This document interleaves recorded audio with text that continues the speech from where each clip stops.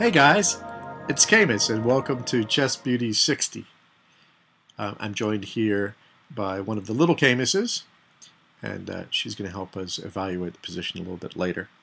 But she's lurking in the background. And anyway, so this position I left you with at the end of Chess Beauty 59, and it's a study by Grigoriev, one of the great endgame composers of latter years, and it's from 1931. And is white to play and win. So take a stab at it if you haven't already done so. Okay, I'm assuming you worked everything out. One of our commenters, Fox, I believe did work this out. He didn't put any specific lines in his post, but he did correctly identify the three themes involved. And those three themes are triangulation, sacrifice, and white queening before black. And these are all the relevant themes of this particular study. So, now in the opening position you might have been tempted to play g4 to break through, but it doesn't work because after h takes g4, black just keeps his king on h6 and he can move his bishop back and forth, and it's impossible for white to break through. So g4 is, although plausible, does not work. So back to the starting position. The best move, and the only move really, is bishop to f3, immediately putting the pawn on c6 under pressure. So this forces, of course, bishop to b7. And now white begins the triangulation maneuver that I alluded to earlier. King to e3, bishop to a8, king to e4, bishop to b7. Now king to f4, bishop to a8. Now we've achieved the same position that we had at move 2, with the important difference that the bishop is on a8 instead of b7. And what that difference means is that the bishop can no longer join the game via b7 to c8. He's more or less trapped in the ensuing action. So we've achieved the triangulation portion of this study, and now it's the sacrifice portion. And surprisingly enough, white sacrifices his bishop on h5. Of course, black is going to take back. King takes h5. And now we play another sacrifice, g4 check. Now, black must accept these sacrifices. If he tries, say, king to h6 at this point, then we get g5 check, f takes g5, h takes g5, king to h7, king to e5, bishop to b7, going to arrive a little bit too late here, king to d6, bishop to c8, f6, king to g6, king to e7, king takes g5, and the pawn just waltzes through and queens.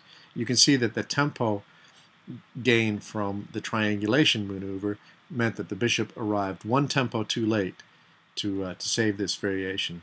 So black's refusal of the sacrifice after g4 check does not work out. So he has to take this pawn. And naturally he had to take the bishop to previous move for much the same reason. Okay, but white is not finished yet. Now he does a third sacrifice, g5 check. F takes g5 check.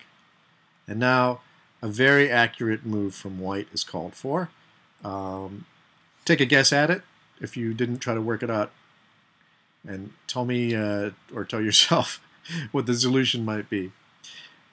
Okay, if you played king to e5, well, it looks plausible, but it's only good enough for a draw because of g4, f6, g3, f7, g2, f8 queens, g1 queens, queen to h8 check, king to g3, queen to g8, king to f2, and now the king is protecting the queen.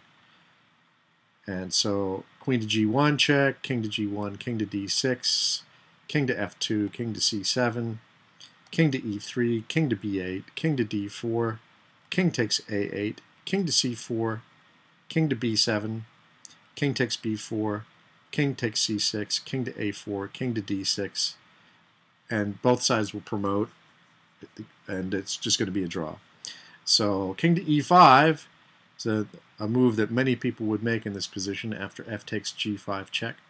The correct move is king to e4, and the reason the king has to be on e4 is because if black plays g4 in this position, then f6, g3, king to f3, king to h3, f7, g2, queens, queens, and then after queen to h8, what kind of position do we have there? Checkmate. It's a checkmate. That's very astute observation. Sorry, nepotism has reared its ugly head here in the Chess Beauty series. But, okay, so that's why the king has to be on e4, is to take care of this particular variation. So after king to e4, so obviously black can't play g4, he has to play king to h5. So king to e4 forces king to h5, and this is a very important difference because with the king being further away, he will not be able to protect the queen when the pawn queens, as in that one variation that we saw. So now it's safe to play king to e5, and we get a similar race as before, again with the important difference is that the king is on h5 instead of h4. So here's the race. White queens first, black queens, queen to g8 check, king to g4, too far away to protect the queen, queen to g8 check, king to f3, and queen to g1, and that's just a trivial win for white. So beautifully composed study by Grigoriev, and do have a little bit of information. Surprisingly, I found more about Grigoriev than I did about Troitsky. And Grigoriev was born in 1895, and he died at the relatively young age of 43 years old. He was actually a strong player. Many composers are just composers, but there's a few like Reddy and Grigoriev that were active in both. He was a good friend of Alekhine. In fact, he played a match with Alekhine in 1921. Now, he lost, however, apparently, according to Levenfish, he said that Alekhine escaped by the skin of his teeth, and he came very close to losing that match. He composed 300 endgame studies, and he was particularly noted for his king and pawn endgames. In one particular tournament, he won 10 of the 12 prizes for his endgame studies. Sadly, like Troitsky, he had a tragic end. He was returning to Moscow on a train when the train was boarded by the NKVD militia, who were basically the forerunners of the KGB, a bunch of military thugs.